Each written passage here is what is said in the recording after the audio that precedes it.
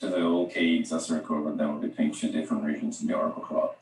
As you can see here, we're going to use Toronto and Montreal for this particular exercise to make sure that the artifacts and data between those two regions are synchronized. Let's go in the UI and check the console. So here in the hamburger menu on our left, let's select Developer Services and Oracle Container Engines for Kubernetes or OKE.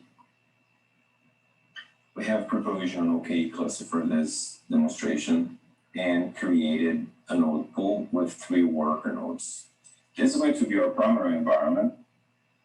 And for the secondary environment, we have that done in Montreal. We have again pre-provisioned OKE cluster with a single node pool and 3 worker nodes on that node pool. Using Terminal Console, we have 2 different windows here, one for Toronto, one for Montreal. Let's pre-provision an Oracle Linux pod with a PVC that will create an OCI block storage. And on the Montreal side, we don't have any namespace called demo1. That's the namespace we're going to use in Toronto on your left side. After we have run the kubectl command, we now have an Oracle Linux up and running, and a new block of volume was provisioned for that pod. In order to test this environment, we need to make sure that we have some data that will be preserved after the synchronization has been done. So let's connect into that Oracle Linux pod and generate some data to make sure that after the synchronization is concluded, the data will be preserved in Montreal environment. So what we're doing here, we're just connecting to the pod. We're going to check the data folder. That's the one that is assigned to the block volume or to the PVC. Let's create a folder called data retention demo. And then in that folder, let's insert some data there. For this exercise, we're going to copy some conf files from etc folder into that data retention demo directory. In addition to that, let's just create a new file called file.txt. We're going to include the title and the current date in that file as well. That will allow us to check the date information in the files in the slave or the secondary environment once the synchronization has been done. Okay, we have the file.txt done. Here's the information that we have. Let's exit. Now it's time to start Kasten dashboard in Toronto, which is our master environment or primary environment. We have enabled the forward option. This is the main dashboard.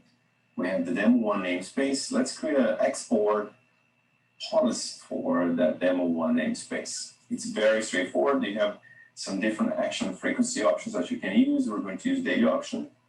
We're going to use an OCI Object Storage bucket that we have included here prior to this demonstration. That's called Kasten export. And that's it. We select the demo1 namespace. That's all we need. And you can potentially create a pause for all the namespace if you want. Now let's manually run one time, make sure that we have a backup of all artifacts and data or PVC in that demo1 namespace. Backup should take a few seconds or a few minutes, depending on the size of your block volume that you're going to back up. So once the backup is done, then the next step will be exporting the artifact and the data into your object storage bucket. You see here the export option shows us pending. In a few seconds, it's going to be done. Okay, it's done. And if you scroll up, those tasks have been completed. Okay, the export needs to be done. Since we're going to run a manual process this time, we will trigger that manually. We just click on the snapshot. We're going to export it. You need to copy this code. Now we're going to stop the dashboard in Toronto.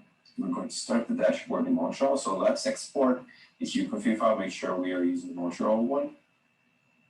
In export or forward Kasten dashboard. Okay. Now we have the Kasten dashboard for Montreal. Next step is create an import policy. It's very straightforward, similar process as the export one. We give it a name. You choose import option. Same frequency options here. We're going to choose daily. Make sure you select restore after import, because of course you will want to restore the data. Paste the code that you got in the previous step, and then you see the object storage bucket there. Now that's configured. Let's run the pods for the first time. And then you'll see a new import being triggered. The demo one namespace that didn't exist before, it exists now after the synchronization has started. And the pods as well. So first you'll see some temporary pods being created to restore the data that we have backed up from Toronto. And then in a few seconds, you'll see the new Oracle Linux pod, along with the data running in Montreal. So let's make sure that the data has been restored. Let's connect into that new pod in Montreal, similarly to what we did in Toronto. Let's check the data folder. Okay, there's a new PVC that was created for that new pod. Now let's go into that folder, make sure that the data we had in Toronto was brought to Montreal. Okay, all the conf files we had before are here, and also the file.txt. Excellent, you see that the file.txt with the information we created before has been preserved as well. In addition to that, we also have a new block storage available in the OCI UI. To recap, we just demonstrated how to automate an asynchronous zero solution for OKE clusters between two different OCI regions. Thank you.